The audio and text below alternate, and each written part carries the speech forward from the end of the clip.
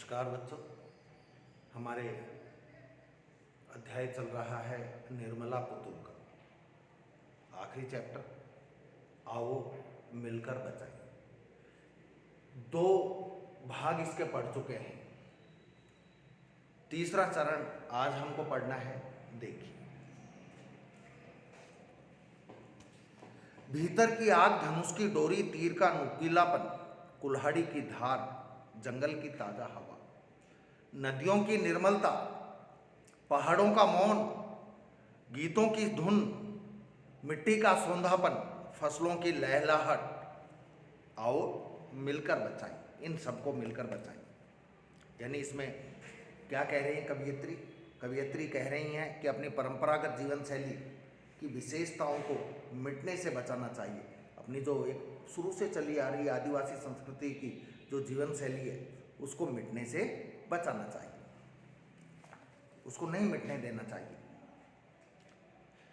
भीतर की आग, पहले संथाली समाज के लोगों के मन में जो भीतर आग होती थी, मतलब जो भीतर अंदर एक उत्साह होता था, आग उत्साह, काम करने का उत्साह होता था। भीतर की आग को, काम करने के उत्साह को, धनुष की डोरी होती थी, धनुष के ऊपर डोरी चढ़ाई जाती है। तीर का नुकीलापन, यानी धनुष की डोरी, अब ये न तो धनुष की डोरी चढ़ाते हैं, न तो उनके मन में उत्साह है, भीतर की आग खत्म हो गई, उनकी बुझ गई, न तो उनके अंदर उत्साह है और न धनुष पर डोरी चढ़ाते हैं। तीर का नुकीलापन और वो न नुकीले तीरों का प्रयोग करते हैं शिकार के लिए, शत्रु से बचाव के लिए, न अपने नुकीले तीरों का प्रयोग अपने शत्रुओं पर करते हैं। कुल्हाड़ी की धार, वे धारदार कुल्हाड़ी से वृक्षों की टहनियाँ भी नहीं काटते। अब मतलब जो उनके गुण थे आदिवासी समाज के, संथाली समाज के, वो गुण छोड़ रहे हैं। वो जंगल की ताज़ी हवा, जंगलों के कटने से जो ताज़ा हवा आती है वो भी नहीं मिल रही है, क्योंकि खुद वो जंगलों को काट रहे हैं, कटवा रहे हैं। डालियाँ नहीं काटते अपने उपयोग के उपभोग के लिए, जंगल कटवा रहे हैं, जंगल कट रहे हैं। अब जंगलों के नष्ट होने से उनको ताज़ी हवा भी नहीं मिल रही है। जंगल की ताज़ी हवा, नदियों की निर्मलता, पर्यावरण प्रदूषण के कारण नदियों की पवित्रता भी नष्ट हो रही है। अर्थात नदियों का पानी पहले जैसा स्वच्छ नहीं रहा। पहाड़ों का मौन, पहले पहाड़ों पर जाते थे आदिवासी, मन को मोहने वाली शांति उनको वहाँ मिलती थी, अत्यधिक आत्मिक शांति का अनुभव होता था उनको, लेकिन अब वो भी नहीं हो रहा। सारी शहरी संस्कृति के प्रभाव से, शहरी सभ्यता के शोरगुल ने उस मौन को भी नष्ट कर दिया है। गीतों की धुन, संथाली समाज की बस्तियों में, संथाली बस्तियों में पहले लोकगीतों की धुन सुनाई देती थी, लेकिन अब वो सुनाई नहीं देती। मिट्टी का सौंधापन, और मिट्टी का सौंधापन मतलब मिट्टी में सुगंध आती थी, वो भी नहीं है आज। यानी व्यक्ति अपनी मिट्टी से, अपनी मातृभूमि से नहीं जुड़ना चाहता। फसलों की लहलहाहट, और वहाँ फसलें लहलाती थी, हरी भरी फसलें दिखाई देती थी, खेतों में लहराती हुई हरी भरी फसलें होती थी। अब वो भी दिखाई नहीं देती, हरी भरी फसलें खेतों में उगी हुई दिखाई नहीं देती हैं। तो कवियत्री चाहती हैं कि संथाली जीवन की इन विशेषताओं को जो धीरे धीरे मिटती जा रही हैं, किसके कारण? शहरी संस्कृति के प्रभाव के कारण, उसको हमें मिलकर बचाना चाहिए। चौथा है, नाचने के लिए खुला आंगन, गाने के लिए गीत, हंसने के लिए थोड़ी सी खिलखिलाहट, रोने के लिए मुट्ठी भर एकांत, बच्चों के लिए मैदान, पशुओं के लिए हरी हरी घास, बूढ़ों के लिए पहाड़ों की शांति नहीं बची। क्या बताया है इसमें?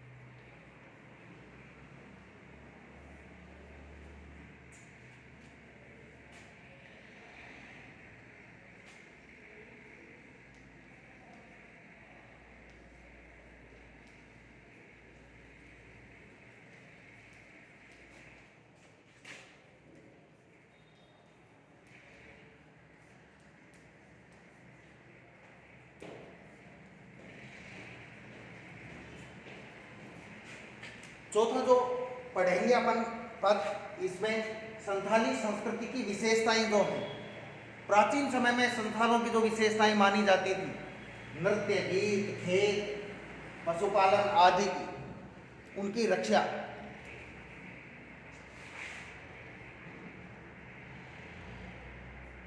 उनकी रक्षा करने का आह्वान कर रही हैं। नाचने के लिए खुला आंगन, पहले नाचने के लिए खुला आंगन होता था, वो भी नहीं है। कहने का मतलब है कि आदिवासी लोगों को नाचना गाना बहुत अच्छा लगता है, उनको वो प्रिय होता है, नाचना गाना प्रिय लगता है, अच्छा लगता है। और नाचने के लिए खुला आंगन होता था, उनके समाज में अनेक गीत गाए जाते थे, वहाँ के लोग बड़े प्रसन्न रहते थे गाने के लिए गीत, हंसने के लिए थोड़ी सी खिलखिलाहट, और वहाँ के लोग हंसते खिलखिलाते रहते थे। रोने के लिए मुट्ठी भर एकांत, और कभी दुख आता तो रोने के लिए विभिन्न अवसरों पर, सुख के समय हंसते थे, दुख के समय रोते थे। वहाँ रोने के लिए एकांत स्थान की कमी नहीं होती, रोने के लिए मुट्ठी भर एकांत स्थान की कमी नहीं होती। बच्चों के लिए मैदान, बच्चों के खेलने के लिए बड़े बड़े मैदान होते, वहाँ बच्चों के खेलने की दिक्कत नहीं होती। पशुओं के लिए हरी हरी घास, और पशुओं के लिए हरी भरी घास होती, जहाँ जाकर वो खूब चरते थे, पशु अपना पेट भरते थे। वो नहीं है अब। पशुओं के लिए हरी हरी घास, बूढ़ों के लिए पहाड़ों की शांति, और बड़े बूढ़े जो होते थे उम्र दराज, वो पहाड़ों के ऊपर जाकर शांति की तलाश करते थे, साधना करते थे, भक्ति करते थे। वो अब आज नहीं है। कहने का मतलब है वो शांतिपूर्ण जीवन बिताने का अवसर मिलता है। कहने का भाव है कि संथाली जीवन प्रकृति के अनुकूल होता है, जैसी प्रकृति होती है वैसा ही उन लोगों का जीवन होता है, आनंददायक होता है, उसमें बनावट नहीं होती। इसलिए शहरी सभ्यता के प्रभाव से इस आदिवासी संस्कृति को बचाना आवश्यक है। अंतिम है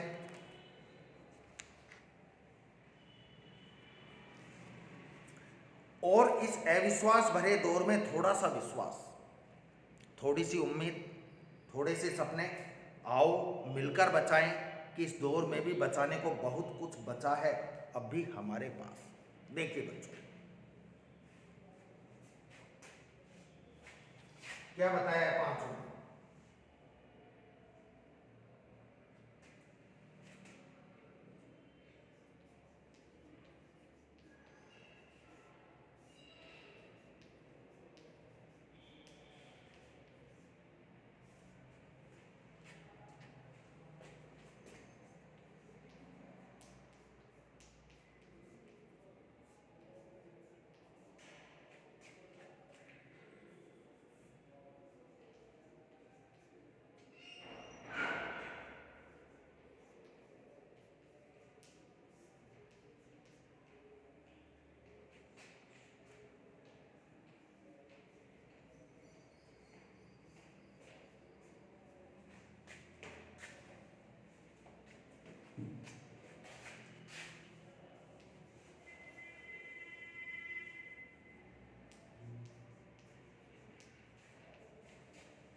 ये सही है।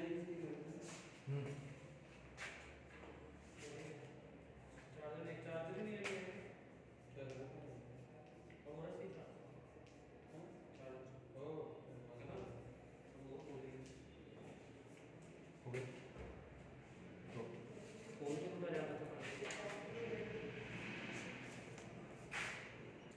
पांचवा और अंतिम है, इसमें क्या बताया, संथाली जनजाति के लोगों से, तो संथाली जो आदिवासी हैं संथाली, उस जनजाति के लोगों से विश्वास, उम्मीद और सपनों को बचाए रखने का आग्रह किया है कि तुम्हारे मन में जो विश्वास है वो, तुम्हारे सपने और तुम्हारी उम्मीदें, इनको तुम्हें बचाना चाहिए। देखिए, और इस अविश्वास भरे दौर में,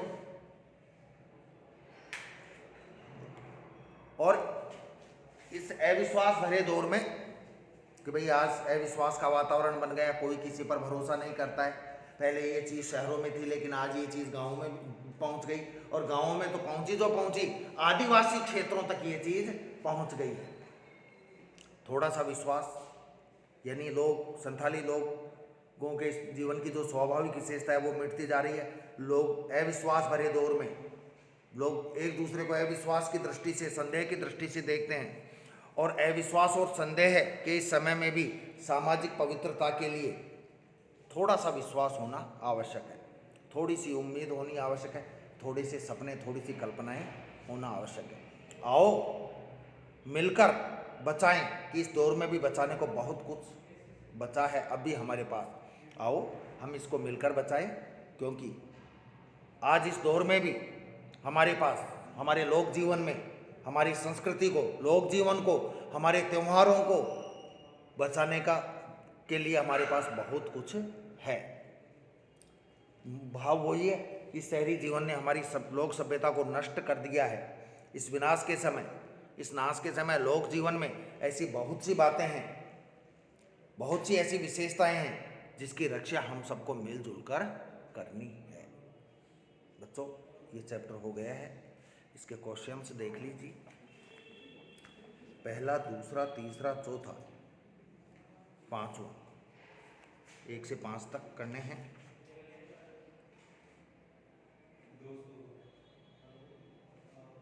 बस यही करने हैं।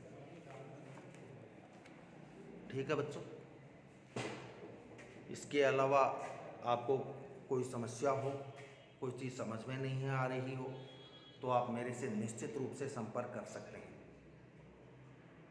क्योंकि अभी भी यदि आप लापरवाही करोगे तो फिर आगे आपको बड़ी समस्या होगी, दिक्कत होगी। ठीक है, धन्यवाद।